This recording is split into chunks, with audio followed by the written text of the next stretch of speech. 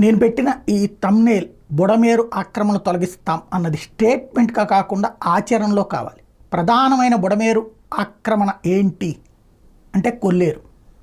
ఎన్ని లక్షల మంది? 2-3 లక్షల మంది దాని మీద డిపెండ్ అయి ఉన్నారు. ఉప్పుటేరు దాని మీద కనీసం 25-30 వేల మంది ఉండుంటారు. ఈ రెండే కొల్లేరు ప్రవాహానికి అడ్డం.